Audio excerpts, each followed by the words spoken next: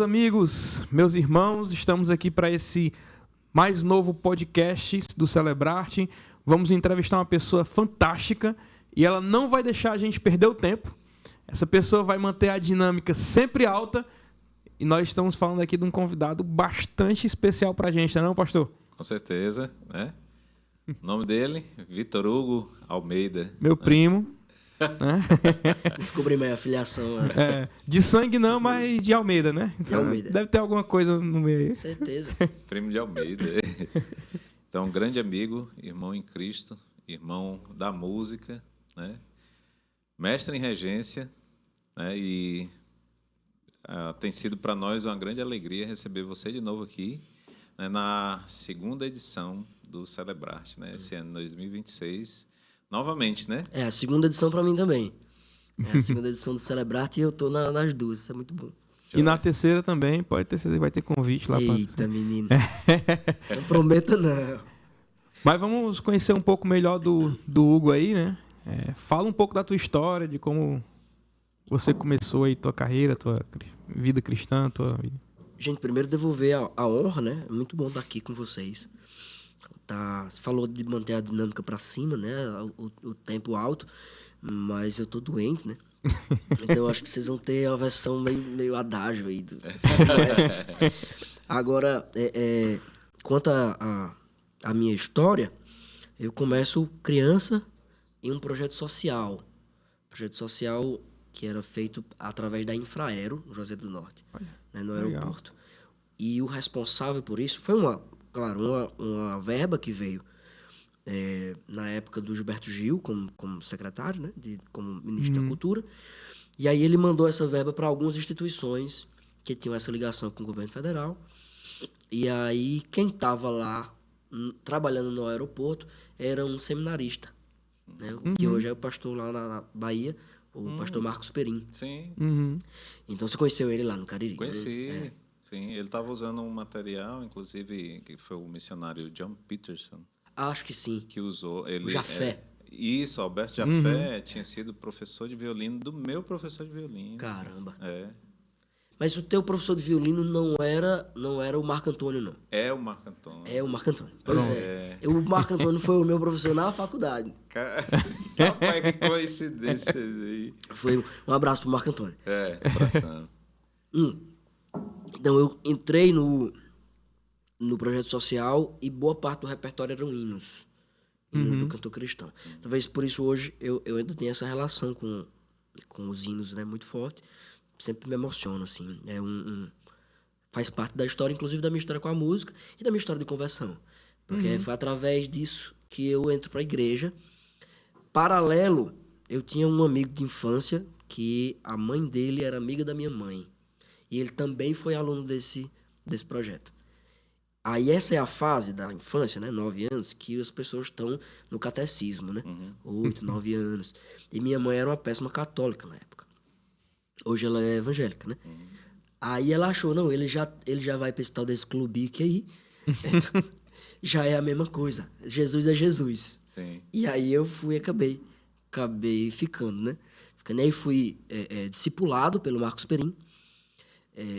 Batizado pelo pastor Valnei Veras, que vocês conhecem, né? Hoje é pastor aqui em Fortaleza. Da Manancial. Pois é, desculpem aí minhas torcidas, tô meio ruim. Aí, a minha trajetória com a música é dentro da igreja, né? É junto com a igreja. Pouco tempo depois chega a Semana de Música Sacra, onde a Semana de Música Sacra já acontecia, mas chega a minha entrada nela, em 2008. Eu devia ter 13 anos. 13 anos. E aí entro em contato com a cultura que trouxe esses hinos, né? Então, com esse pessoal.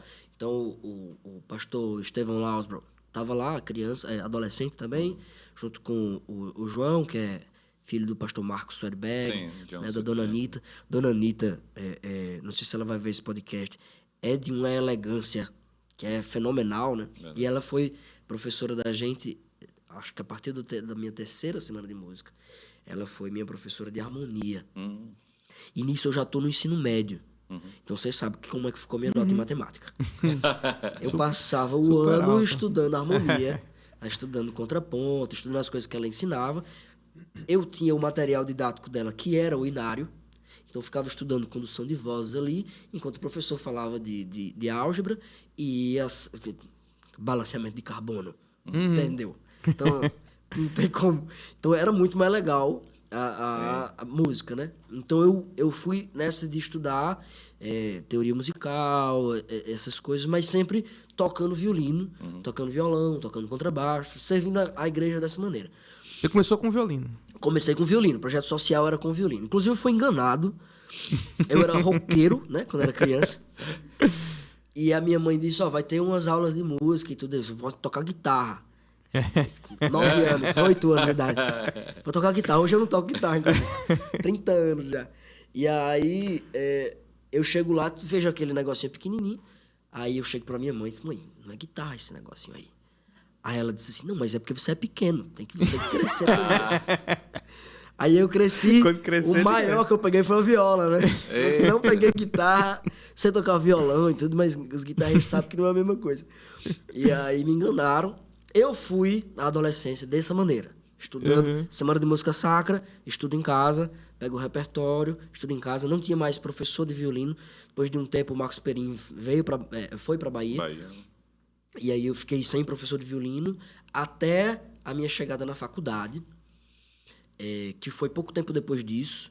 O Marcos já não me dava tantas aulas assim, era pastor, né? O tempo muito corrido, mas ainda tentamos manter uma rotina.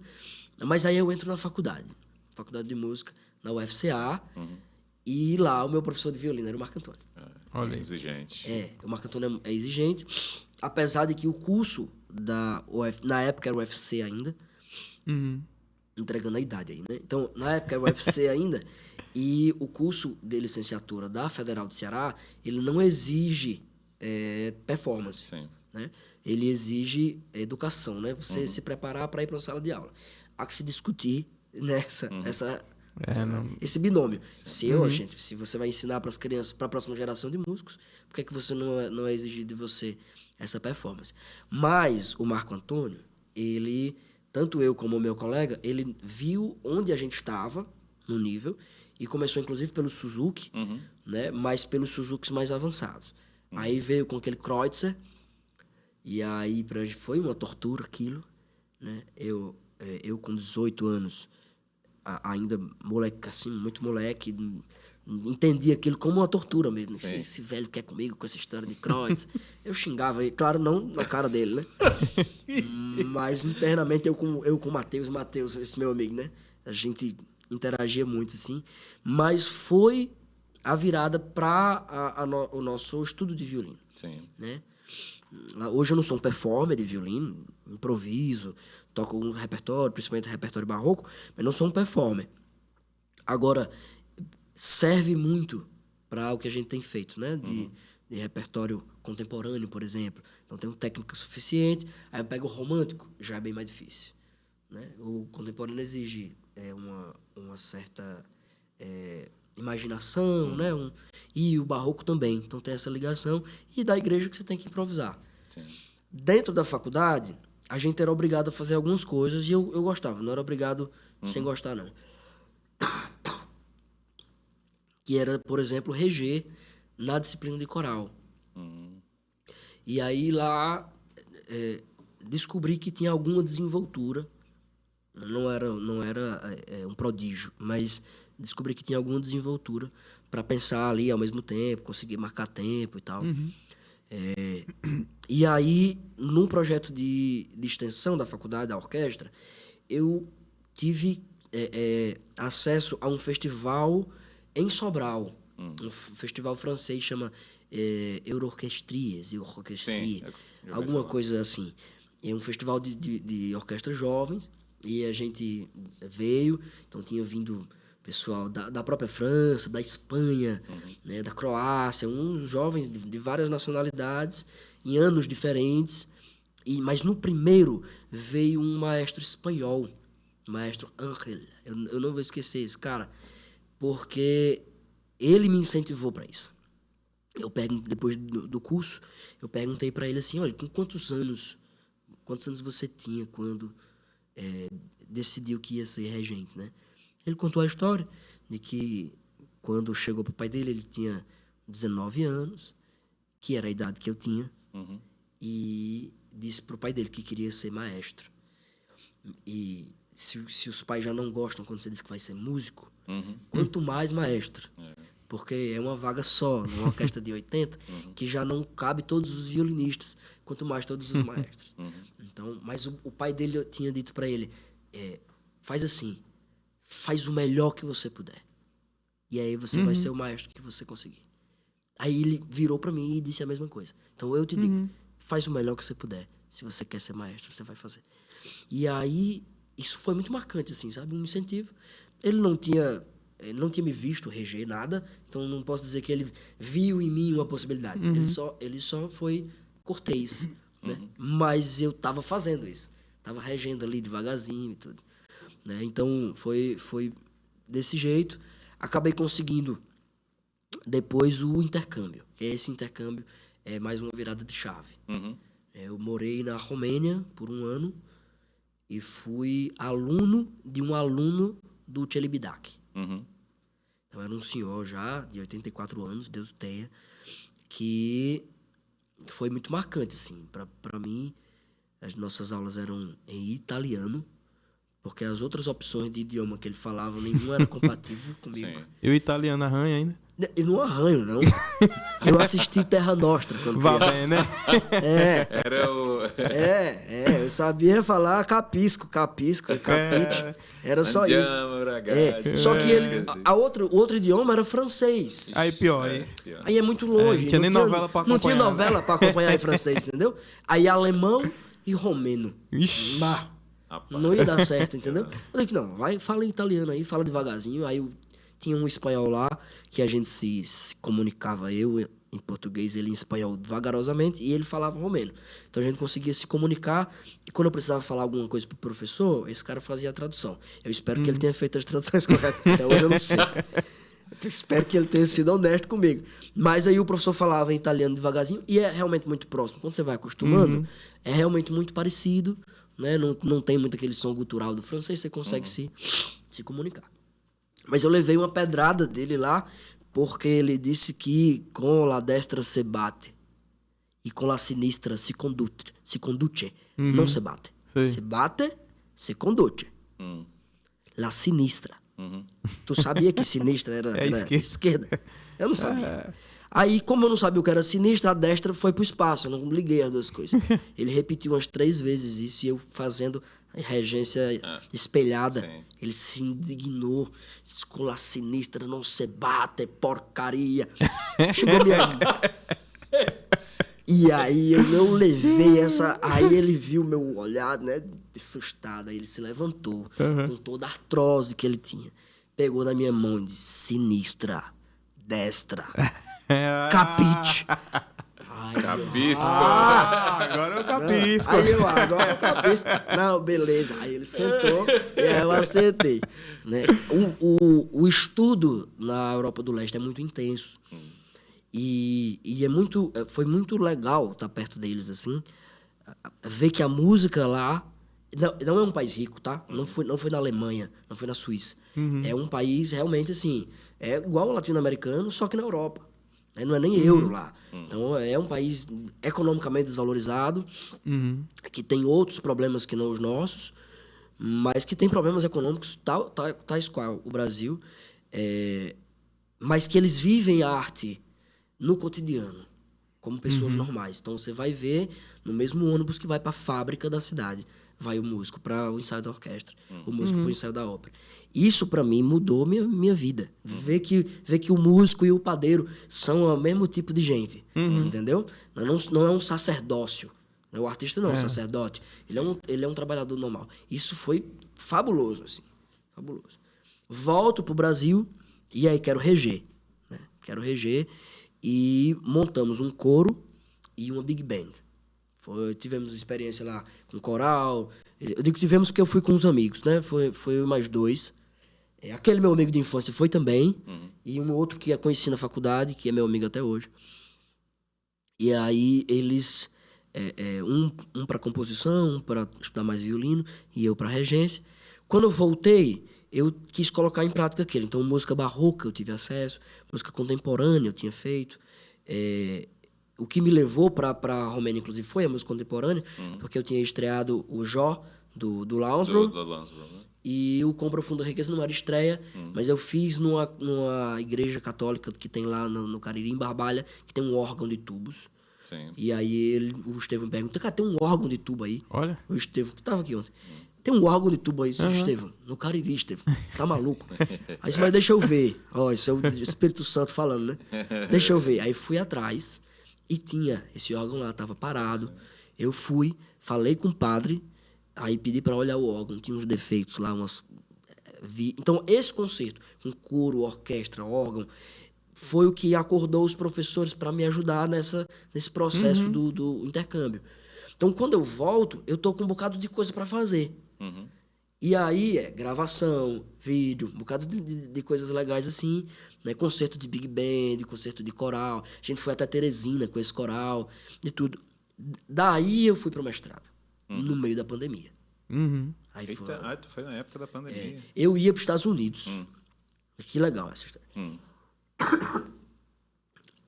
O Brandon Johnson, eu acho o nome dele. O professor conhecido do Estevão. O Estevão chegou lá, tem um cabinho lá do Brasil, que tal e tal, mostrou.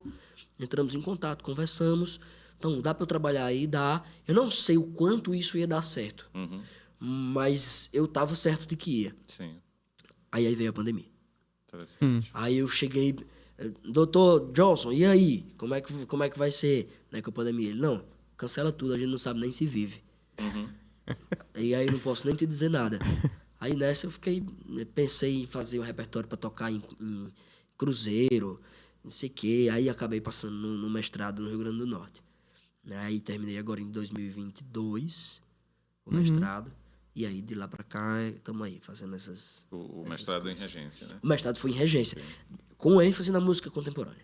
Aí você, como é que essa trilha de estudos, de mestrado, isso te ajuda bastante no teu ministério, né? Que tu segue aí, como é que você utiliza isso aí mais no teu ministério? Então, todo o meu repertório, tanto de música barroca, que esse é bem mais fácil de achar, quanto de música contemporânea, que aí é um pouco mais difícil, mas era de música sacra. Por quê? Tem dois motivos. Eu ficava mais à vontade. Na época, como estudante, eu ficava mais à vontade porque eu conhecia o que o texto estava falando, o texto das obras. Né? Então, de música sacra contemporânea, eu sabia do que os caras estavam falando. Quando eu vi o texto de Bach falando, eu sabia o que ele estava dizendo. Então, música do Barroco Mineiro, que a gente foi fazer também. Então, eu conhecia os textos, por ser cristão. Então, isso me deixava confortável. E o segundo, os outros regentes não sabiam. Então, na época, era uma perspectiva muito mercadológica, vamos dizer assim. Então, esse território aqui é um território que eu domino e que os meus concorrentes, vamos dizer assim, não dominam. Mas aí Jesus tem outros planos. Você vê que ele frustrou alguns, né? Tive que vir embora da Romênia, aí... Não deu certo. Não deu certo nos Estados Unidos. Ficar em Natal, por exemplo, não foi uma posição desde o começo. As opções em Natal foram se fechando, eu tentando e elas se fechando. Né? Então, tudo foi se fechando. Tentei ir para a academia da OSESP, não funcionou. Né? Tentei uma vaga numa orquestra de Curitiba, não funcionou também. E as coisas foram dando errado. Ao mesmo tempo que os meus irmãos iam sendo abençoados com o meu serviço. Entende? Sim. E surgindo questões, surgindo dúvidas. Peraí, a gente tá fazendo isso daqui, por quê? Né, os irmãos perguntando, por que é assim? Por que é esse estilo? Por que não é esse? Por que é aquele? E por que você toca em casamento, você toca orquestra do mundo e descrentes, e o coro você toca música sacra com os descrentes, você faz um candomblésista, um bandista, cantar a música de Jesus, por que você faz isso? Então, essas dúvidas foram surgindo e a necessidade de explicar me levou ao estudo teológico. Entende? Essas coisas vão culminando em mais serviço. E aí o ministério vai surgindo. E eu dizendo, Jesus, que história é essa, Jesus? História de ministério. Foi surgindo naturalmente. É até difícil, né? Assim, naturalmente. Foi surgindo sobrenaturalmente. Sobrenaturalmente. Então eu fui sendo colocado. Sim. Então eu aprendi música na igreja, mas eu estava indo para a arte fora da igreja. E toda a trajetória me puxando de volta para servir, né, dentro do contexto litúrgico. Muito interessante. Então isso foi mais ou menos essa volta. Eu ia lá e eu tinha acesso lá, não tinha problema nenhum. Eu não tive que abrir mão, por exemplo. Não vou mais fazer nada com coral, de fora, nada disso.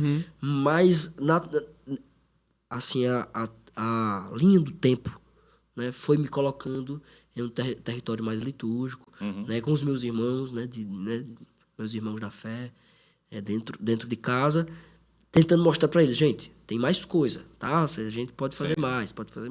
Mas agora eu tô no seminário. Interessante. Agora, a gente nota em ti, Hugo, assim, a gente que te conhece, percebe que você desceu fundo no estudo de cultura e arte, né?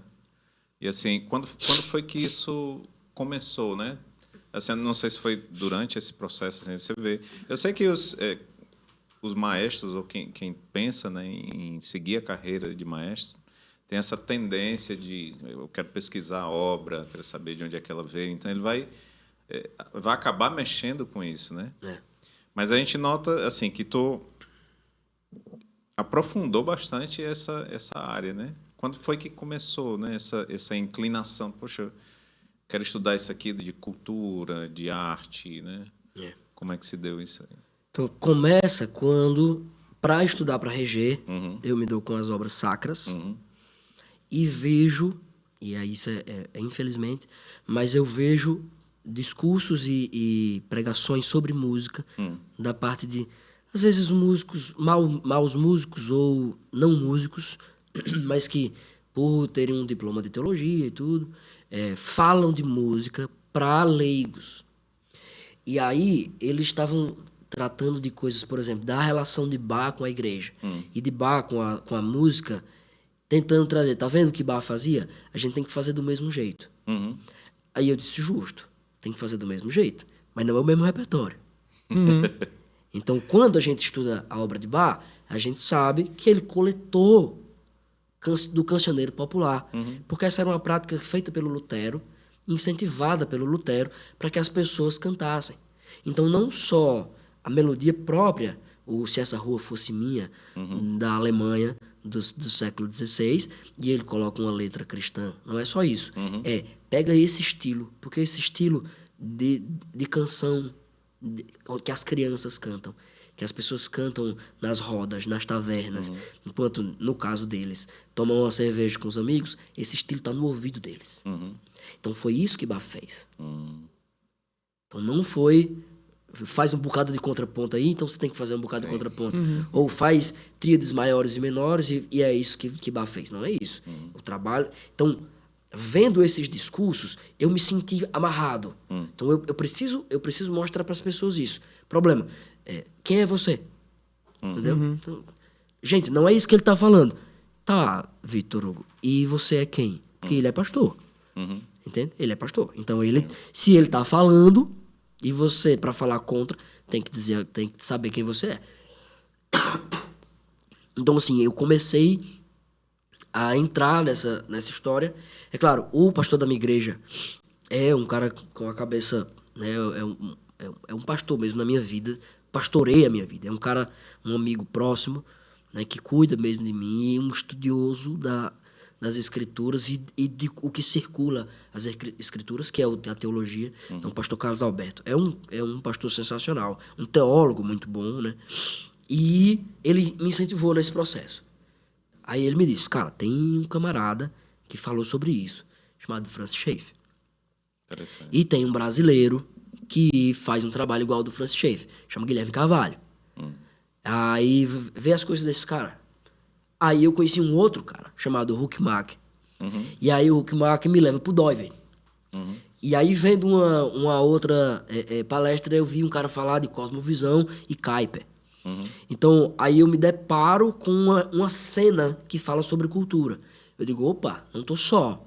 Não é uma necessidade só minha. É uma necessidade da igreja. As pessoas estão precisando desse assunto. E aí me deparo com a teologia dos caras que não é a mesma da minha.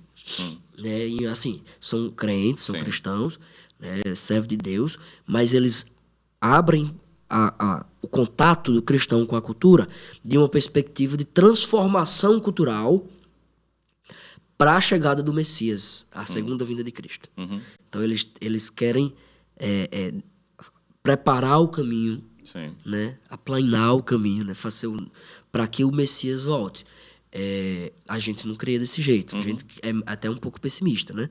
A gente acredita Então, se eu sei que vai piorar, por que eu quero me preocupar com arte, com cultura? Aí isso me deu a crise. Eu disse que eu vou ter que estudar. Entendeu? Porque eu não sei quando Jesus volta.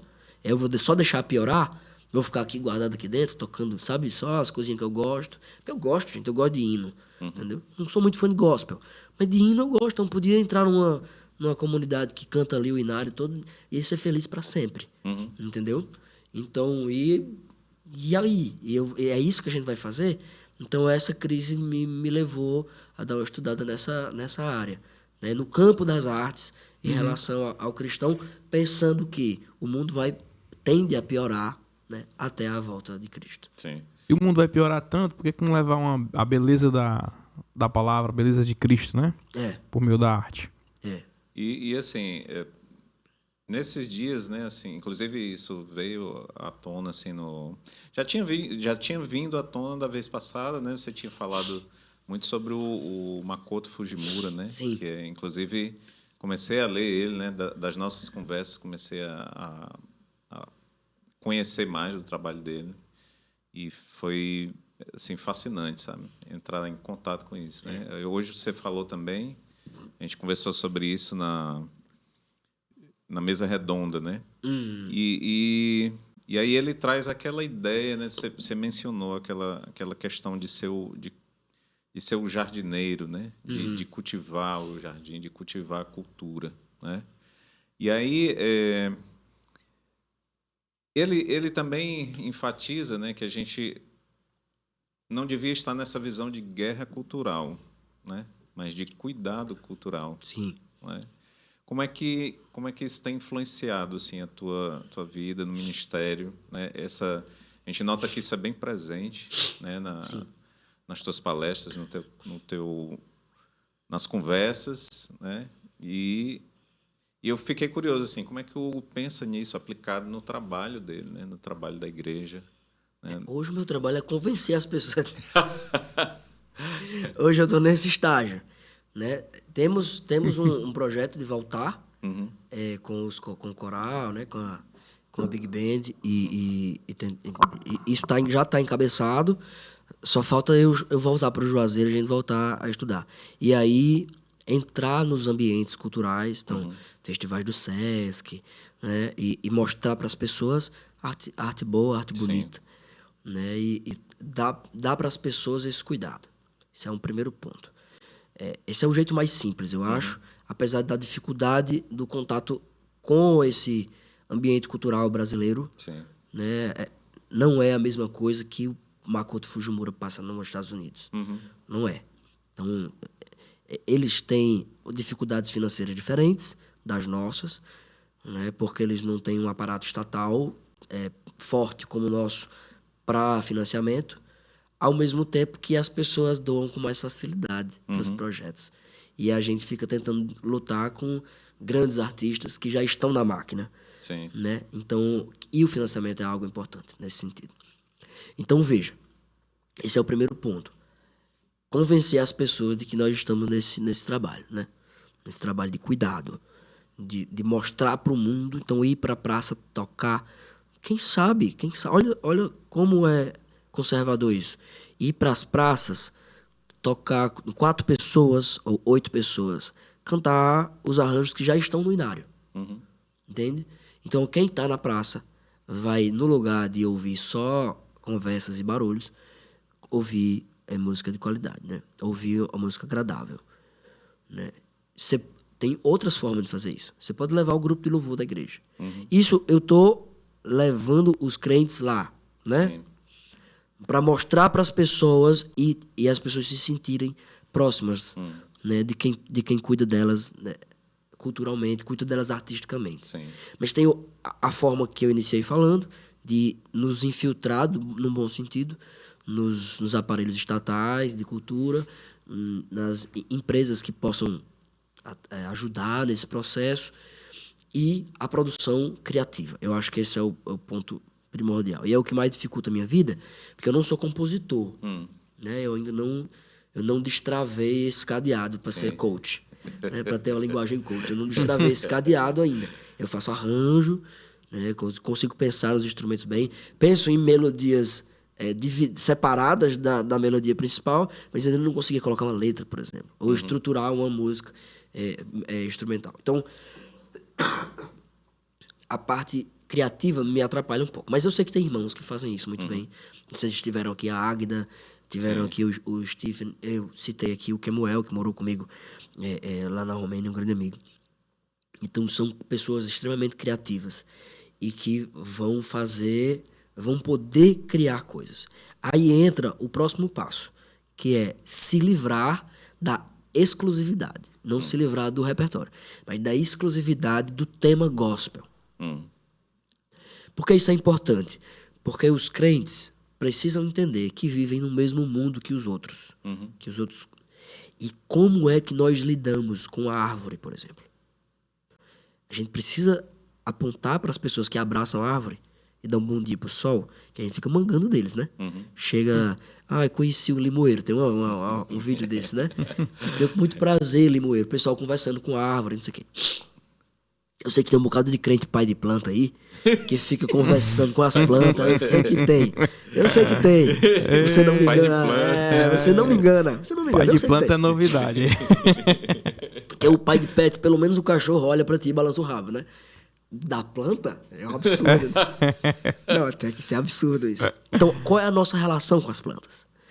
Qual é um jeito bom de ensinar isso? Você pode formar um cara em biologia e ele ir lá pra escola ensinar pra criançada. Pode ser. Mas se a gente cria arte, e não é uma arte panfletária, ecológica, não é isso. Mas demonstrando nossa relação com a natureza. Demonstrando a nossa relação com as pessoas, demonstrando a relação de um homem com uma mulher do jeito bíblico. Não é, olha, a Bíblia diz que... Não é isso. Porque a gente vive num mundo normal, né? Eu não sei quantos casais ficam aí, ó, bom dia, eu te amo em Jesus, não é? Né? Não é? Não existe essa prática gospel na vida real das pessoas. Mas Jesus está lá. A gente precisa viver assim. Né? Não é uma vida gospel, mas Jesus está nessas práticas todas. Então, se a gente conseguir demonstrar isso daí através da arte, eu acho que já é um avanço. Essa relação com a cultura, né, se torna às vezes bom, mas às vezes se torna muito perigoso. Sim. Né? E existem pontos muito arriscados quando você traz muita cultura para dentro do meio da igreja e tal. Não estou dizendo que não pode trazer, nem nada disso, né? Mas quando você se envolve muito com a cultura, você acaba esquecendo o principal, né? Que é alguns pontos da palavra de Deus. E aí eu queria que você esboçasse um pouco desse desafio que é você aliar essa parte da cultura, a cultura do mundo que a gente vê hoje em dia é uma cultura, às vezes, é uma cultura pecaminosa, né? E como é que eu vou aliar uma cultura que às vezes que na grande maioria das vezes é pecaminosa, com a palavra de Deus, né? E isso traz também muito aquela questão do irmão que está escutando aquilo, né? Sim. Será que ele não vai vai voltar pro Egito porque tu tá tocando a música do Egito, relembrou o Egito, vou querer voltar, sabe? É uma situação perigosa. Não para aquelas pessoas que estão estudando a Bíblia continuamente, né? Mas para aqueles irmãos que são novos na fé, esse tipo de coisa. Isso é preocupante. Eu não sei como é que você acha desse perigo, né? É uma pergunta complexa, porque ela envolve um nível de subjetividade muito alto. Eu, por exemplo, nunca vi, dentro do repertório das nossas igrejas, ninguém que chegou e disse, olha, não toca essa música não, porque ela me lembra o meu passado. Né? Então, eu estou falando de música dentro da igreja. Sim. A pessoa, não, mas a música dentro da igreja. Sim, mas a gente toca bossa nova dentro da igreja. E lembra um samba.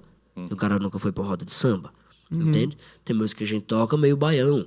E o irmão, que era do forró, ele reconhece aquele como forró. Ele chama de forró, inclusive. Ele não sabe diferenciar um baião, do shot, do ijexá, que é uma coisa completamente diferente. Pra ele é tudo Bahia, entendeu? Tudo, música do carnaval, música do forró. Mas eu nunca vi esse irmão chegar pra mim. E os relatos que eu ouvi dessa possibilidade nunca foram relatos, olha, o irmão fulano de tal. Pra não dizer que nenhuma vez um pastor me pediu pra não tocar em um retiro a música do irmão Lázaro, Eu Sou de Jesus. Porque ele cantava essa música na versão mundana na época que ia pro carnaval, que era descrente. Então um pastor chegou pra mim e pediu isso. Então, mas aí como é uma paródia, né? Sim. Então assim, é possível? É possível. Mas quanto é possível? Né? Qual é o nível dessa possibilidade? Porque se ela for muito pequena, Dixon, nós estamos lidando com a questão adiáfora, quer dizer, a diáfora não está escrita na Bíblia, né, como mandamento, e que ela está sendo elevada a um mandamento, não toca isso porque talvez algum irmão se volte para o mundo, fica... Que irmão é esse que volta pro mundo com essa música? E eu tô falando agora, por enquanto, da música dentro da igreja.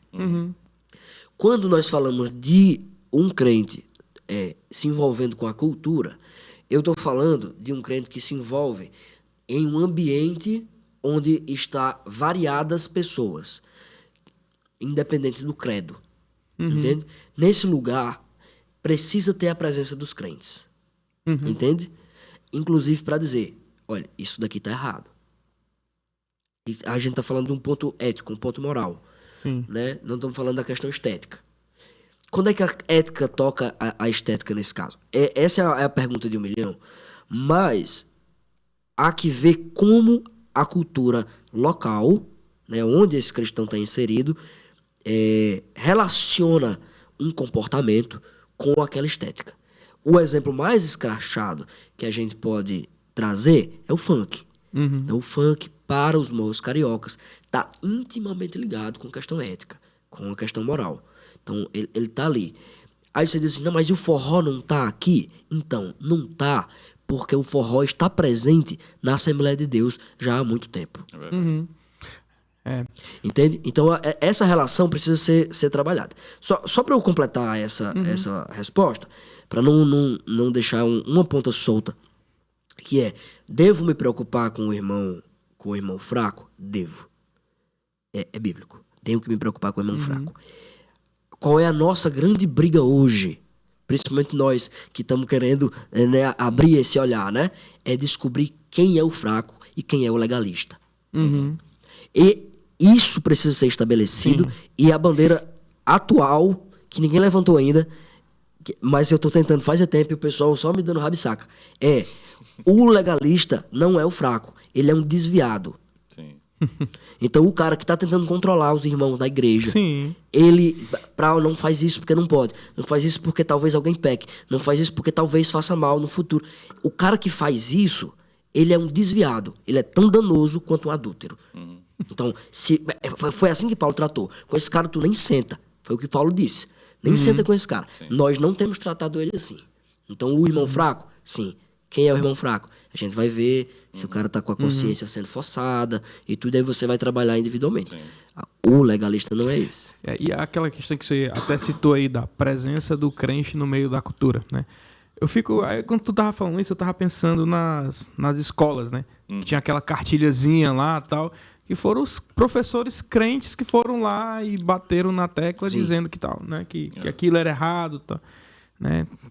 Não sei as medidas proporções, né? Se na cultura em si o crente vai poder bater essa tecla também e porque, defender. Assim, o que eu entendo, né? Assim, agora que eu estou chegando no Makoto Fujimura, né? Assim, mas a ideia é de você estar ali entre eles, né? E você mostrar através do seu cuidado cultural, no sentido assim, da música que você produz, do cuidado que você tem com as plantas, com o ambiente da comunidade.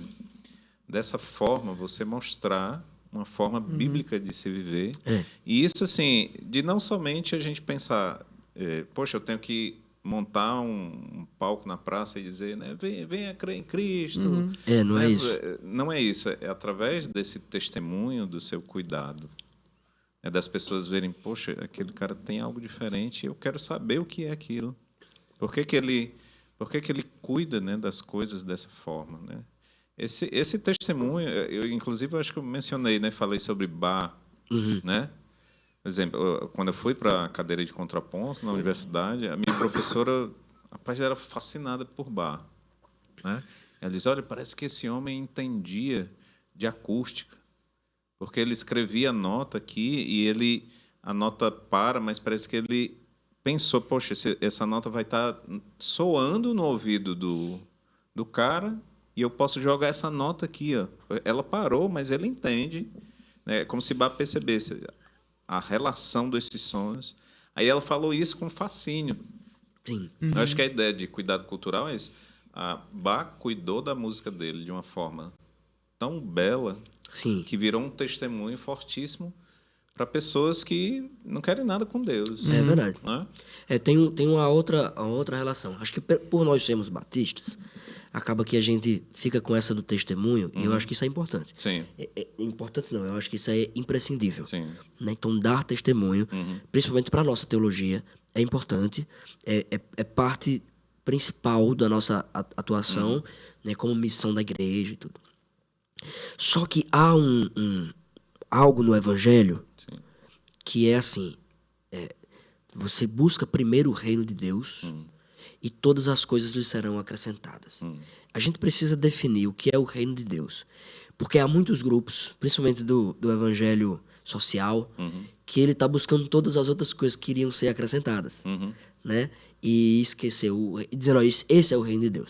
Se essas coisas fossem o reino de Deus, Jesus não tinha dito isso. Né? Então, o cuidado com os pobres são as coisas que serão acrescentadas. Né? O cuidado com, né, com o doente, coisas que serão acrescentadas. Isso não é o reino de Deus. Então, a gente precisaria definir isso daí. Então, assim, o reino de Deus é a pessoa de Cristo. Né? Então, o evangelho é uma pessoa. É a boa nova, é esse rei. Né? E essas coisas nos serão acrescentadas. Dito isso, o próprio Cristo diz assim, me viste com sede e me deste de beber. E aí me perguntarão, quando te demos de beber, mestre?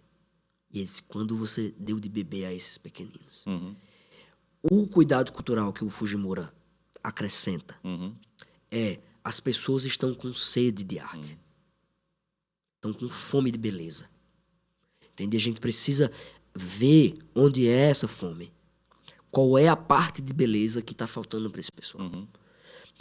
Qual é da beleza que esse pessoal está vendo. E aí, para dar o exemplo do próprio Fujimura, nós vivemos em uma época acelerada, onde tudo é muito rápido. Celular para cá, e vídeos curtos e tudo. O que é que o Terrence Malick, por exemplo, faz? Um filme lento. Só vocês precisam contemplar.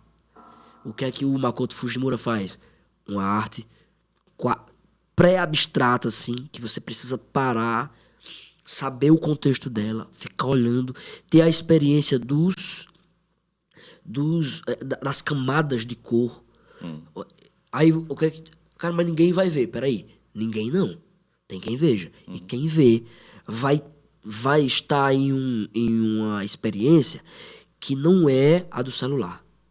Entende? Não é a experiência corrida, que afasta a gente de Deus, que deixa a gente ansioso. Então, quando ele faz uma obra daquele jeito que eu mostrei hoje, né? Aquele azul, e coloca assim, ó, considere os lírios. E aí tu olha para aquilo assim, no mínimo tu vai olhar e dizer, isso é um lírio mesmo. Aí tu vai olhar para um lírio de verdade do outro lado e vai ver, nossa, ele é muito bonito, esse lírio. Sim. E nem o rei Salomão, em toda a sua glória, teve toda essa beleza. Foi tão bem vestido, né? Eu posso ficar tranquilo com meu Deus. Então, veja que essa é a perspectiva dele. Eles estão precisando de quê? De água? Então tome água para beber.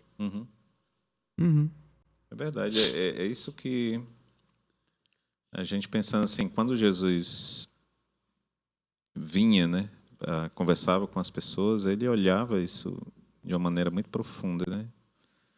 E eu acho que a gente fica muito nessa coisa assim do evangelismo, que é importante, né? E esquece desses cuidados que Jesus tinha Sim. com as pessoas. Um cuidado genuíno mesmo. Você vê como ele falou ali com a mulher samaritana. Sim. Né? Em João capítulo 4. Né? E, assim, teve uma coisa que me chamou muita atenção. E eu ainda não cheguei nessa parte aí no Makoto, né? E você mencionou essa coisa do artista como aquela pessoa que vive nas bordas, assim, nas fronteiras. Nas fronteiras, né? né? Nas fronteiras, como se fosse o que vê. Ele começa a ver coisas que os que estão no centro não veem. Não né? enxergam, é. Eu já tinha visto isso aí, assim, um pouco disso no Francis Schaeffer, né? Sim, o Atalaia, né? Quando ele fala sobre... na verdade, ele estava recomendando aos pastores, ou dizendo assim, que os pastores lá de 1930, mais ou menos, se eles tivessem visto os movimentos de arte que estavam Sim. acontecendo, né, na amostra de arte, acho que é do Armory Show, se eu não me engano, que ele menciona, ele disse, olha, talvez vocês tivessem se antecipado, né, ao liberalismo teológico, porque a arte estava começando a mostrar, né, aquilo ali. Né?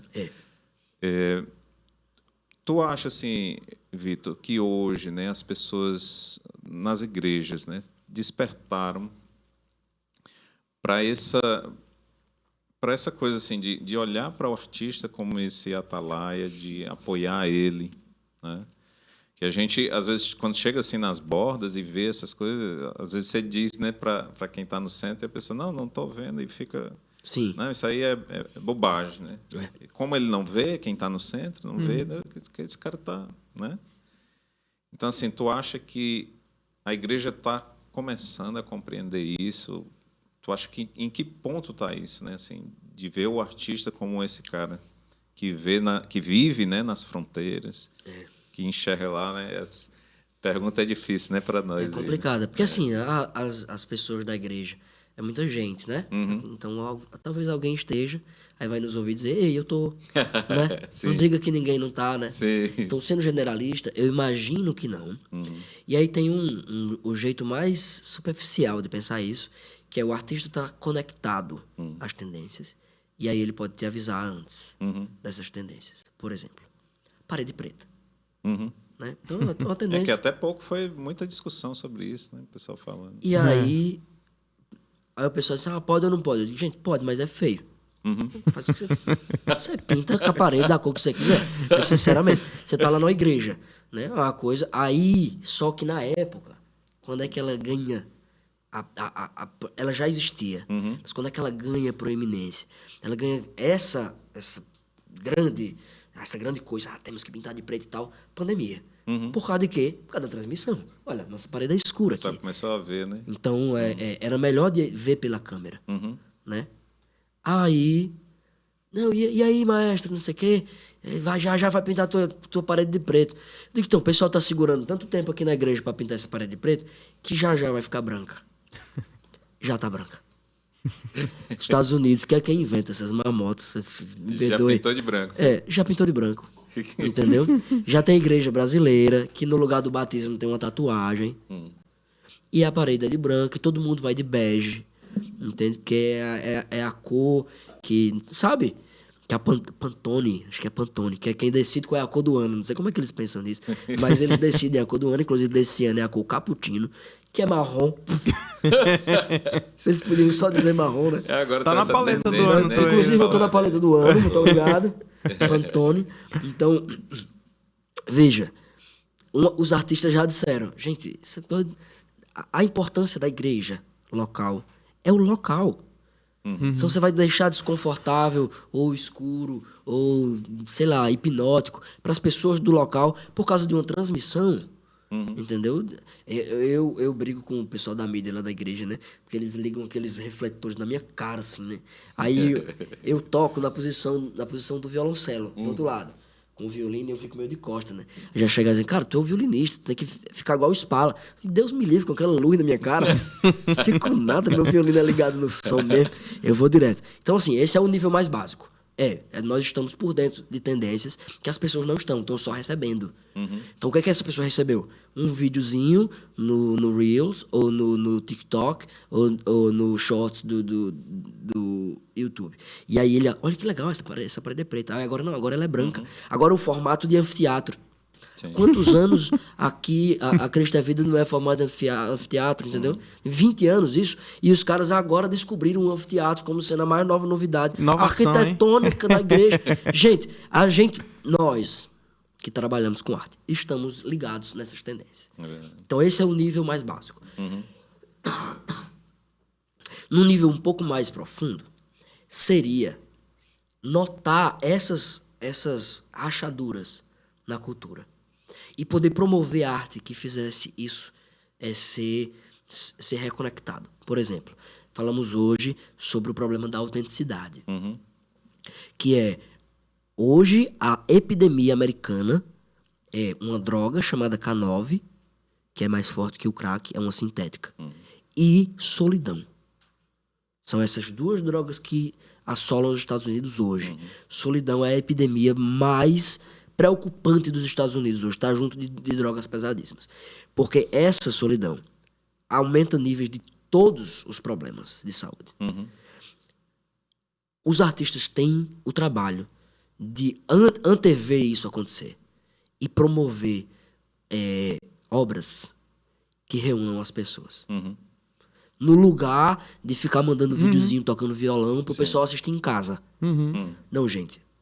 Ei, gente, tô indo pra praça. Gente, tô indo pra casa de fulano. Vamos lá. Entende? Um pintor. Gente, tô indo pintar ao vivo na praça. Gente, essa aqui é a minha tela. Você pode recebê-la, né? Portanto, se você for me ver em tal lugar. Então, é ver qual é a lacuna, qual é a rachadura. Lacuna não, a rachadura na cultura. E antever isso e promover obras ou momentos artísticos que façam isso. Então, o Celebrarte, por exemplo. Não sei se vocês pensaram nisso, mas é um super programa para isso. Porque você juntou um bocado de gente aqui. Gente que, se não fosse o Celebrarte, ia chegar em casa de noite, ficar olhando o celular até dormir. A gente falou sobre muita coisa externa, muita coisa de cultura externa. E agora eu quero que a gente possa focar nossos olhos, pelo menos nessa próxima pergunta, né? Na igreja em si. No momento... Eu gosto da igreja. No momento de louvor. Eu tô no seminário. No louvor da igreja, na liturgia da igreja, né? Como é que todas essas questões que você aprendeu nos seus cursos, nas suas leituras, né? No seu convívio, como é que tudo isso moldou a tua maneira de enxergar o louvor e a liturgia dentro da igreja? Como moldou e como está sendo moldada, né? Porque isso aí, talvez o que você pensa agora, talvez lá no final vai ser ao longo da vida. Vai ser ao longo da vida isso. Agora sim, eu tenho talvez um projeto que a gente pudesse fazer junto, é mais um sonho do que um projeto. Tá voltando pra moda. Já dando o spoiler da próxima moda brasileira, porque já voltou a moda americana, é o inário. Tá na moda de novo essa coisa do inário. Né? Incrível, a gente não viu isso acontecer, mas por causa dos problemas de solidão, dos problemas da vida digital, as igrejas estão diminuindo o aparato digital, inclusive no momento de música. Voltaram para boletins. Lembra do boletim? Sim. Vocês tinham folheto aqui também? Tinha. Aquele dobrado. Informações. E tal. Maravilhoso. Então, voltando isso daí, né?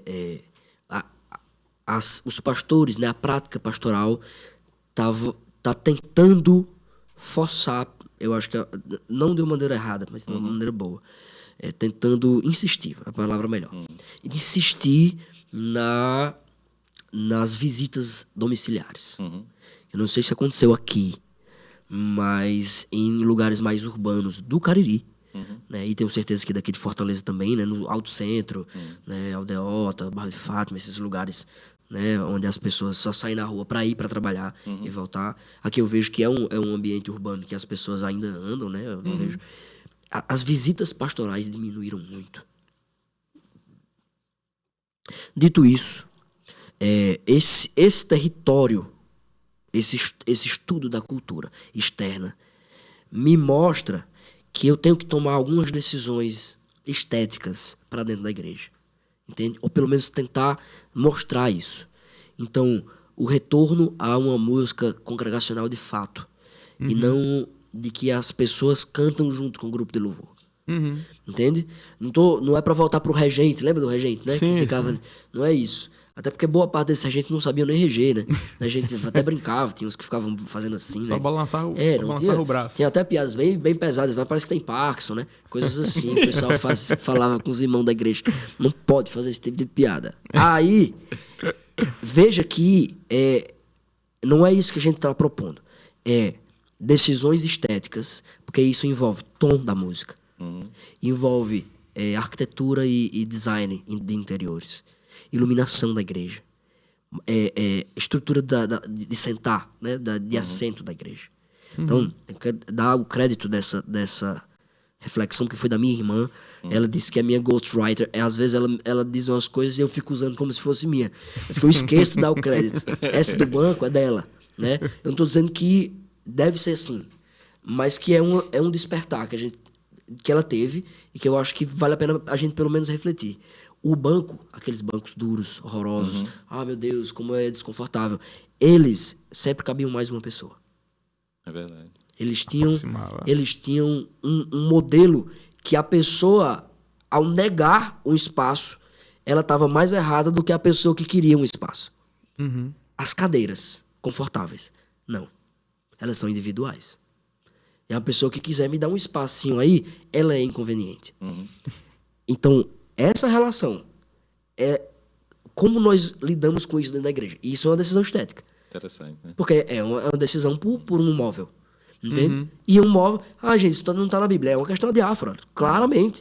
Né? Acho que mais do que a diáfora, é uma questão de decisão pessoal do presbitério, se a igreja for grande demais, ou da congregação, né? Se ainda... Então, é uma questão simples. O tom das músicas, gente, isso é importante. A quantidade de solos de guitarra, guitarrista vai me matar, né?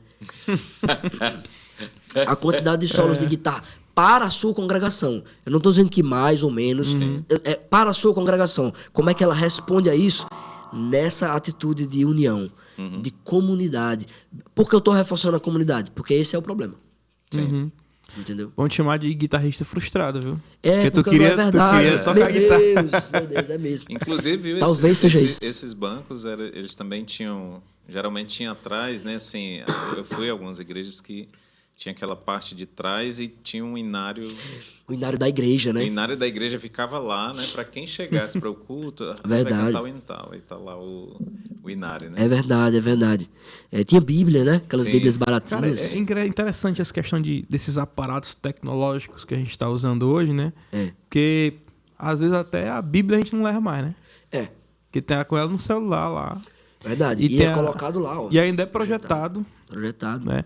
E você pega a Bíblia ali, você consegue botar a letra maior, enxergar melhor, né? E você perde um pouco daquele barulhozinho de folha, né, na hora.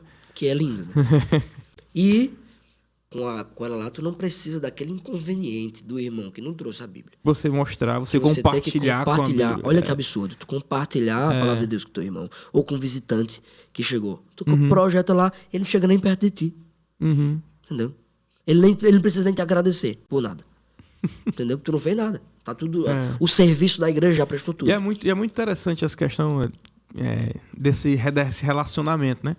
Chegou um visitante na igreja, ele tá sem Bíblia. Você chega lá e aproxima dele para mostrar o texto lá na Bíblia, na palavra. Exatamente. Você tá criando uma relação com ele, quebrando uma barreira ali que até o momento ele podia entrar calado, sair calado e não falar com ninguém, né? Mas você quebrou ali uma barreira porque você tá mostrando a palavra para ele, mostrando. Eu tive um choque regendo o coral. Que aí o coral tinha dado uma parada, aí eu voltei com o coral da igreja. Aí os irmãos lendo a letra, né? E aí ela tinha a segunda estrofe. Tinha o ritornello e a segunda estrofe. E aí os irmãos leram direto a mesma letra que estava ali, né? O número 1, a segunda estrofe, e foram lendo como se fosse a melodia, né? Porque eles não liam partitura, pegaram a melodia e foram com a letra ali, né? Mas essa letra tá errada e tal, a gente ouviu a letra diferente. Eu disse, não, gente, essa leitura é igual você lê no inário. Irmãos nunca tinham visto como era a leitura do inário. Eita, Aí eu disse, meu Deus, eu aprendi quando criança, Sim. porque a mãe daquele meu amigo me ensinou, ó, você vem a primeira, aí a primeira da outra, aí a primeira da outra, e aí você segue essas bolinhas, né? Aí quando acabar, você volta pra segunda, a segunda, a segunda. Talvez tenha alguém agora aprendendo a ler. Tá aprendendo agora. Aprendendo agora a ler no inário. Então, eu disse, pera, então aconteceu uma coisa no processo que eu não ensinei ninguém a ler isso no inário. Aí alguém pode perguntar, gente, mas é importante isso? Ninguém usa isso, não tá lá no data show. Né? É importante essa coisa? Ela não é importante no sentido utilitário, de fato. Porque pode acabar o papel a qualquer momento. Entendeu? Ela pode acabar o papel a qualquer momento. A forma de escrever música pode ser linear, para não ter esses, né, essa coisa dele de ritornelo, chato. Ou você ensina o ritornelo, mas não precisa estar na cultura de inário. Só que você leva o repertório da igreja para casa. exatamente. E você é o cantor quando você está com o inário. Não é o cara do grupo de louvor. E aí eu sou de uma igreja onde os cantores são muito bons. Tem vozes lindas. Um abraço pro Pedro. O Pedro é uma das vozes masculinas mais bonitas que eu já ouvi. E aí os irmãos escutam o cara cantar em casa, na igreja. Quando chega em casa que vão ouvir, ficam indignados porque os cantores profissionais que gravaram são piores que o Pedro. Entendeu? Sabe por que o pessoal não tem a voz igual o moço lá da igreja, né? Naquela época, você era o cantor. Sim.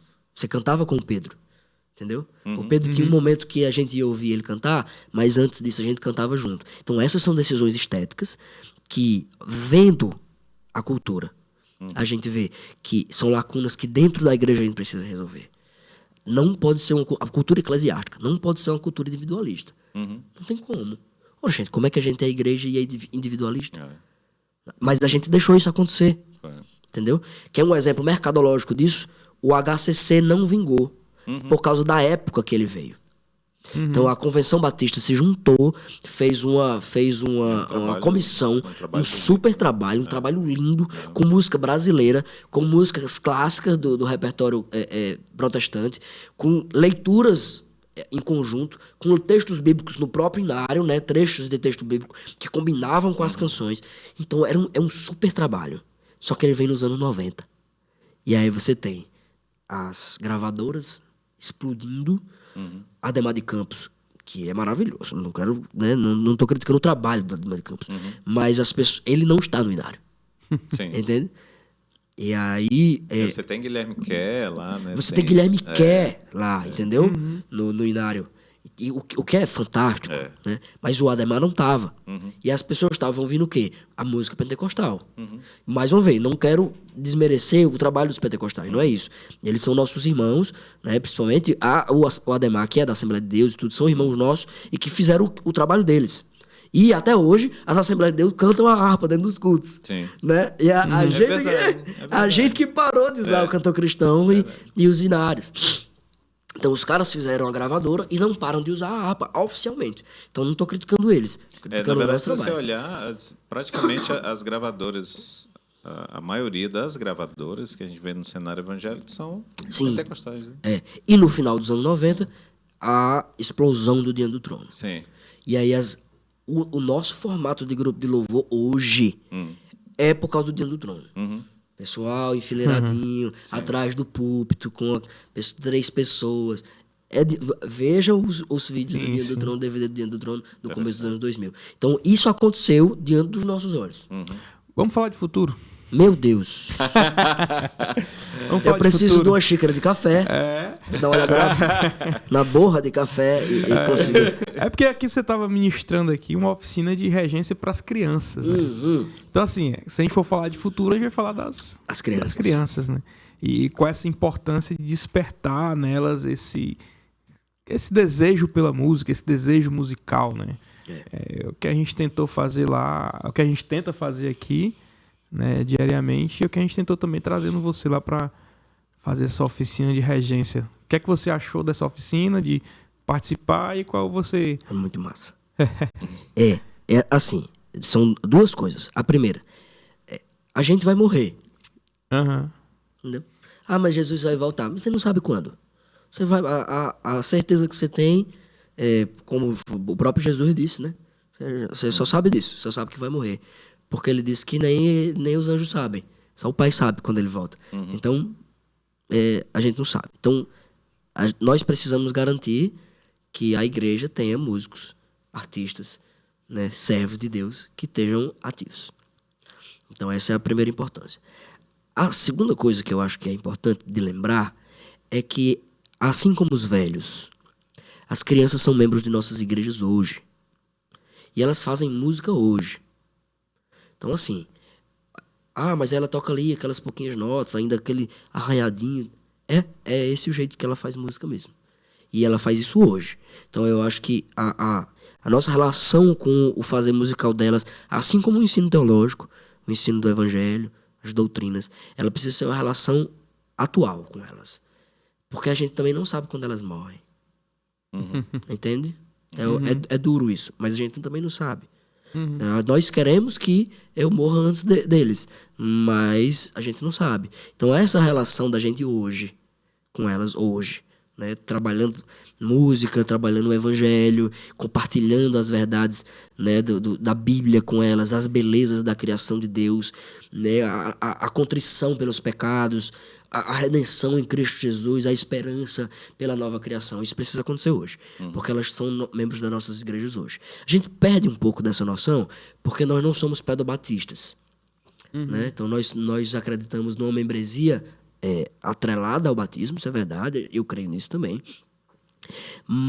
Mas aí a gente dá uma abandonadazinha até ela ser batizada. Entende? Deixa, se converteu, então vamos esperar um pouquinho para ver se ela se converteu mesmo. Né? Às vezes o camarada tem 10 anos. Né? Tem gente que eu conheço que se converteu aos 5. Esperou até os 12 para ser batizado. Né? Porque só com 12 anos você tem certeza que a pessoa realmente creu. Mas você perguntou para ela, você morreu hoje, vai pro céu. Eu vou pro céu, tio. Né? Por quê? Porque Jesus morreu por mim e...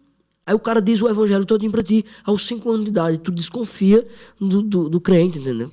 Então, assim, a nossa relação com eles precisa ser atual, né? Precisa ser atualizada nesse sentido. Não sou pedobatista. Eu sou credo-batista, acho que é só o salvo que professa e entra no símbolo de união com Cristo. A morte, sepultamento, ressurreição. Isso é a união com Cristo. Mas qual é a idade que a pessoa se converte? Entende? Então a gente prega para elas hoje, não é para elas se converterem no futuro, é para elas se converterem hoje. É isso que a gente quer com elas. Assim como os velhos. A gente não lida com os velhos da nossa igreja, não deve lidar com os velhos da nossa igreja. E eu gosto mais da palavra velho do que da palavra idoso. Eu acho que idoso é meio chato, assim, né? Mas a gente não lida com eles como se eles tivessem sido servos de Deus no passado. Cara, os caras não morreram ainda, entendeu? Estão servindo agora, tem o jeito deles de servir. Tem a voz cansada para cantar, no caso do Ministério Louvor, tem. Mas essa é a beleza da voz dele. Entendeu? É uma voz que ele gastou no serviço. Então, essa relação nossa com as faixas etárias precisa ser repensada. Né? E aí, a minha experiência com eles lá foi muito interessante. Primeiro porque eles ficaram todos quietinhos. Eu nunca ouvi falar nisso. Eu sou professor de criança, sei lá quanto tempo. Faz muito tempo que eu não vejo uma sala quietinha desse jeito. Só o 4º ano do colégio que eu dava aula agora, antes de entrar no seminário. Jesus me tirou até isso, até minhas crianças. Graças a Deus, obrigado, Deus, pelo seminário. Mas esse 4º ano era um monte de príncipes e princesas mesmo, assim, né? Mas os outros, Deus nos acuda. Eles estavam bem quietinhos aqui, né? Prestando atenção. Talvez professor novo, né? E tudo, não tinham me visto dando aula para eles ainda, né? Mas eu sei que a experiência foi muito boa. E a surpresa deles, quando mudaram o andamento no braço, na batuta, e os músicos mudaram junto. Olharam pra mim assim e digo, se você mudar, ele muda também. E aí a aluna, na hora, ficou assim, maravilhada. Então eu controlo mesmo, né? Como é que foi? Você explica como é que... Eu ensinei pra eles comandos básicos de marcação de compasso. Marcar 2, 4 e 3. Aí essa música específica era o 3. Se Tu Minha Visão, uma música irlandesa, bem, bem bonita. Aí eles iam lá marcar um triângulo para os músicos. Tava o pastor André, tava a Esté e a Damaris, né? Estavam lá tocando. Uhum. Então eles iam lá marcar esse compasso de 3 e os músicos iam tocar, como tava no inário. Né? Eu disse, você marca 3, eles vão entrar no próximo 1. 1, 2, 3, no próximo 1 eles vão entrar. Aí eles iam 1, 2, 3, 1, 2, 3 e os músicos acompanhando. Daqui a pouco o cara tá se empolgando, ele começa a acelerar, né? Uhum. E os músicos começaram a acelerar também. E aí ele, gente, o que é que tá acontecendo, né? A música não é assim. E aí eu disse, vai mais devagar. Aí ele mudou, os músicos mudam também. Então essa relação deles ali com essa primeira experiência do contato, porque o maestro primeiramente marca tempo. Primeira coisa. Ele faz mais do que isso. Mas ele não pode fazer menos. Né? Ele tem que primeiro fazer isso. Aí foi essa a experiência deles. Muito legal. Muito legal. Foi muito assim, muito impactante para mim também. Assim, que fazia algum tempo, né, assim, que eu não estava vivendo essa regência, assim, de ser regido. Mas quando elas regeram, né, assim, e eu sentia, né, aquela influência, né, do movimento ali acelerando, e eu, ao mesmo tempo que eu queria transmitir para eles também, olha, a coisa funciona assim, né? Uhum. E eu acho que eu fiquei assim também emocionado de estar participando do momento, de entender junto com eles, sabe? Eu acho que foi bastante impactante. O músico quer responder o maestro. Isso, exatamente. Foi muito legal, muito legal. Então foi muito interessante. Talvez, quem sabe, pensar numa música para algum deles reger no próximo ano. É verdade. Ou daqui a 2 anos, né? Algum deles se preparar para isso, né? Com o coro. Talvez o coro inteiro, o coro infantil, botar uma cadeira pequeno, lá. Vai ser muito interessante, viu? 3 ali e a galera vir por cima. Ia ser legal. Vai ser muito interessante. E já que a gente está assim falando do futuro, né? Vamos te fazer uma pergunta assim, né? Sobre assim, quando você pensa na próxima geração, né? De cristãos e essa questão da arte, né? A gente tem comentado aqui a relação da igreja com a arte, né? O papel do cristão no entendimento disso, né? O que mais te anima quando tu pensa assim nessa próxima geração e o que mais te preocupa, né? Assim, com a geração que tu tá vendo assim que já tá chegando, vai ficar grande, né? O que mais me anima é que essa geração ela tende a ter cuidado, essa próxima, né? Essa nossa, que nós vemos aí, geração Z e o que vem depois, eu esqueci qual é a letra, alfa, sei lá. Eles tendem a ser mais cuidadosos. Sim. Então, qual é os millennials, né? O que é que os pastores nos diziam?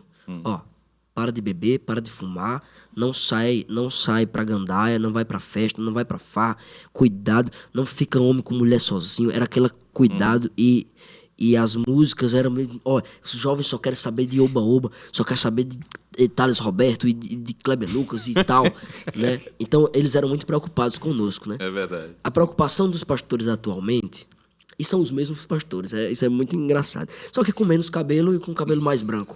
Mas são os mesmos pastores. É que esses jovens você não consegue identificar quando ele está em pecado. Porque ele já é muito quietinho, né? Ele acorda 5 horas para correr, bicho. É verdade. Entendeu? Os jovens comem brócolis sem você mandar. Eu vim comer brócolis aí, com bacon. Misturaram brócolis com bacon. Entendeu? A minha geração era mais louca, assim. Já veio nos 90. Por quê? Manter equilíbrio, né? Manter equilíbrio. Quando eu vim entender, né? Cuidar com a saúde, não sei o quê, a minha vida era essa, vou morrer mesmo. Deixa eu comer minha salsicha em paz. Vai todo mundo morrer. Eu tava falando sobre isso hoje, né? Eu comi tanto salsicha que enjoei salsicha. E assim, os jovens, eles são mais cuidadosos. Então isso é animador. Né? Por um lado, você não tem tantas preocupações com o que eles vão ensinar de errado moralmente. Então, se você ensina questões artísticas para eles, talvez alguns não sejam artistas, mas eles pelo menos te ouvem. Eles conseguem, não são rebeldes naturalmente. Né? Qual é a preocupação? É pelo mesmo motivo. Eles não são transparentes. Então, as doenças que eles sofrem são no coração. Os pecados que eles sofrem não é mais vontade de fornicar, é inveja. E inveja é muito difícil de você ver. De você corrigir. Por que inveja? Porque as redes sociais, elas promovem esse pecado. Mas promovem luxúria e pornografia. É verdade. Mas não é a realidade dos nossos jovens nas igrejas. Não é. A realidade dos nossos jovens nas igrejas são vidas muito boas dos influencers. Dos influencers cristãos. Entendeu? São jovens mães de 40 anos que têm 10 filhos. Entendeu? E conseguem viver assim, muito bem, financeiramente muito bem. Olha, meu marido trabalha 12 horas porque o homem tem que morrer de trabalhar mesmo, e é isso. E eles promovem esse tipo de realidade que não existe. Não estou dizendo que essa pessoa está mentindo. Estou dizendo que é uma realidade só dela. No Instagram é tudo bonito, né? No Instagram é tudo bonito. E se você conversar com qualquer pessoa da sua igreja, não é a mesma, não tem como replicar aquele modelo. Então, eles têm a tendência de serem invejosos, têm a tendência de ser invejosos e de acreditar em certas fantasias irreais. E nesse sentido, eu acho que eu sou um pouco pessimista, porque eu acho que eles vão... essa tendência é mais forte. Eles levam muito a sério o que acontece nas redes sociais. O que acontece na internet tem um peso de realidade para eles muito forte. Então, uma crítica lá, no celular, é pior do que você chegar na cara dele e dizer alguma crítica. Querido, é verdade. Você cria um impacto muito você maior. está sendo... você está mentindo. Um pecado aqui. Você está mentindo. Do que alguém chegar na rede social e dizer você está sendo incoerente. Na rede social, ser incoerente é muito pior. Daí o peso é muito maior. Então, e eles vivem isso. Não dá para separar eles agora. Né? Essa próxima geração agora. A gente consegue com esses pequenininhos, talvez. Né? Ensiná-los que a vida do lado de fora dessa tela é muito melhor, porque ela existe, e a de dentro da tela não existe, por isso que não é melhor. E que o que acontece lá dentro, qualquer problema que você tiver, que desaparece quando você desliga o celular, não é um problema de verdade. Então, você ainda consegue ensinar isso para eles. Eu desliguei o celular, o problema não existe, então esse problema não existe. Às vezes eu me sinto os meus pais, os pastores antigamente, que olhavam para a geração e diziam, essa geração tá perdida. Aí agora é minha vez de olhar para a geração futura e dizer, essa geração tá complicada. Não, mas estão perdidos não, bicho. Mas não é, acho que não é perdido, né? Não, é perdido não. É algo que a gente não sabe fazer, lidar. É isso. A gente não sabe onde é que o mundo vai levar, né? A gente não sabe lidar com isso. É isso aí. A gente tá caminhando assim pro final. Eu queria assim, espero que essa... Cara, rapaz, deixou a batata quente pro final. Assim, não, o Vitor Hugo veio bater o recorde, né? Foi, né? Ele quer fazer 2 horas de podcast. Ele bateu o recorde. Mas podcast não é de 2 horas? Você que... 2 horas é o mínimo, né? Mas assim, era... Eu sei que a gente falou aqui, né, de Schaeffer, falou do Fujimura, né, e do Huckmacher, né? E tem sido assim autores que têm mexido, né, com a gente, né, assim, mas se tu podes assim pensar uma síntese, né, dos três e dali tirar um conselho de arte, né, para nós, para os jovens, para as pessoas que estão nos assistindo, né, o pessoal vai ver o podcast, né. Então assim, a gente sabe que cada um deles tem uma certa influência sobre nós, sim, né, e que tem sido muito importante, né. Eu tenho visto isso. Né? Tu conseguiria fazer essa... Né? Ou tentar fazer, né? essa síntese e trazer um conselho. Então, eu penso que para a área da arte, cada um deles tem um ponto específico. Né? Então, o Schaeffer, eu coletaria dele a integralidade. Então, ele pensa as áreas da vida todas sobre o senhorio de Cristo. Sim. Então, abaixo, né? Sob o senhorio de Cristo. E a arte está embaixo disso, junto com as outras áreas. Eu acho que do Schaeffer eu coletaria isso. Então, é integral. O Huckmacher, ele vem da herança neocalvinista, mais propriamente. O Schaeffer tem uma influência disso. Por causa do Huckmacher. Eles eram amigos juntos, né? E eles trabalharam juntos, né, na formação do Labrie, que é mais mérito da Dona Edith, esposa do Shave, na formação daquilo, mas as ideias surgiram de conversas, né, defumadas entre eles, que o Huckmacher tinha aquele hábito de estar sempre com incenso em volta. E assim,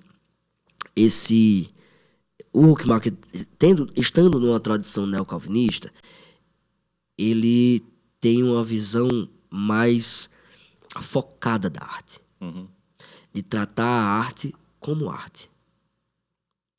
Então, ao mesmo tempo que todas as áreas estão sob o senhorio de Cristo, cada uma delas tem uma forma da gente tratar. Então, eu não posso tratar matematicamente, né, a área da biologia. Apesar de ter estatística lá. Mas não é por aí que funciona, né? O pensamento biológico não é matemático. Né? Se usa matemática, mas não é... Assim como na música, e se usa matemática, mas não é uma lógica matemática. O jeito que nós vivemos, né, não é matemático. Então, a arte ser pensada como um universo próprio, que funciona de um jeito próprio, porque aí você não tem... Com as ferramentas do Huckmacher, apesar de algumas bastante difíceis, você consegue limpar aqueles caras que me fizeram estudar. Lembra?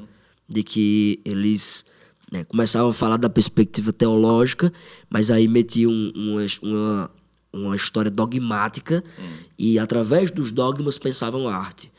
Né? E eu acho que a gente precisa ir a partir da arte e descobrir o que é que tem de Deus ali, né? Levando a revelação para essa análise. Mas não... Deixa eu colocar isso. É importante. Teologia não é a revelação. Doutrinas não são a revelação. Então, por que a gente briga? Porque tem coisas da revelação que nós não entendemos 100%.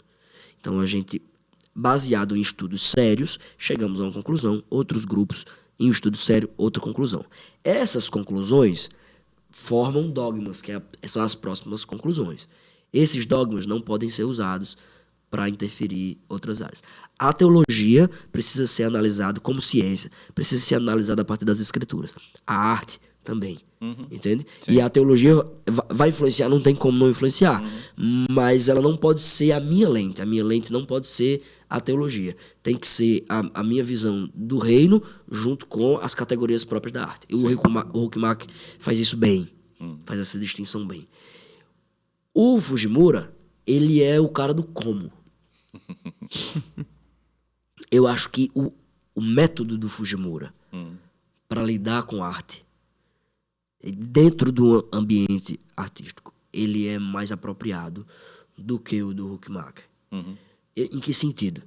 O Huckmacher, ele tá amarrado em nome de Jesus, tá amarrado à tradição dele, do Doiverd, que é bastante divisionista. Né? Eles fragmentam pra gente entender, mas na hora de voltar pra juntar é muito difícil. Né? Então, acaba gerando coisas como a Holanda atual. É prático. A gente consegue ver a Holanda atual como uma... Quando eles não conseguiram mais se sustentar como teólogos e influenciadores da cultura, a gente tem a Holanda atual. É um lugar muito bom de se viver, mas que moralmente tem bastante problemas pra gente ver. Então, a hora de juntar de novo é muito difícil. O Fujimura consegue ver, olha, como é que tá a situação. Pronto, a gente precisa... polêmico, mas é a frase do Fujimura. A gente não precisa votar no Trump para resolver os problemas americanos. A gente precisa produzir arte. Entende? O Huckmacher concordaria com isso, com certeza. Né? Concordaria com isso. Mas talvez ele repensasse as posições, inclusive políticas dele também, né? Vendo como estão as nossas opções, né? Atuais em todos os cenários mundiais. Mas o Fujimura iria nessa área. Então, juntando os três, seria todas as esferas estão sob o senhorio de Cristo. a esfera da arte precisa ser trabalhada como arte, artisticamente. Sim. Como eu faço isso? Cuidando das lacunas da comunidade. Interessante. Vitor Hugo, muito obrigado pela sua presença. Cara, muito bom ter você aqui, compartilhando essa sua ideia de cultura. E assim, foi muito importante para abrilhantar mais ainda esse nosso podcast, essa nossa programação do Celebrarte em si, né? Hoje, sexta-feira, estamos colocando o último podcast no ar, né? Fechando aqui com o Vitor Hugo, mas não finalizou ainda os podcasts, né?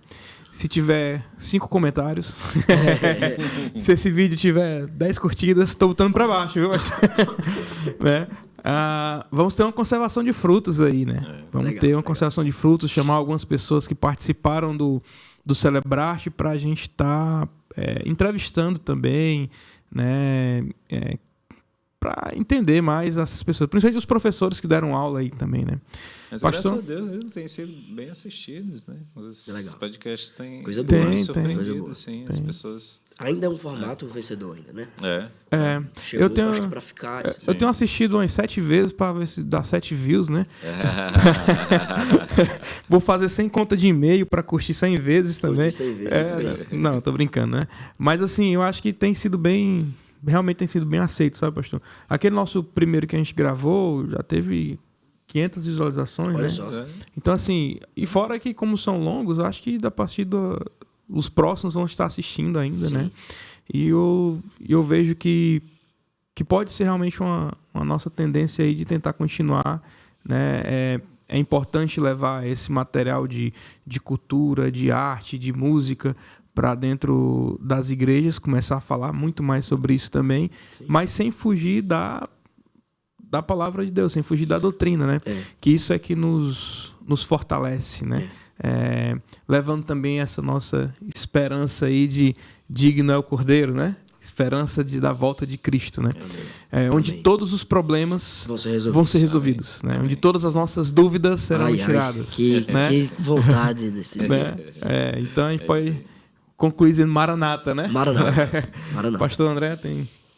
Acho que é só agradecer sua presença aqui com a gente no eu que podcast, agradeço. no Celebrarte, né?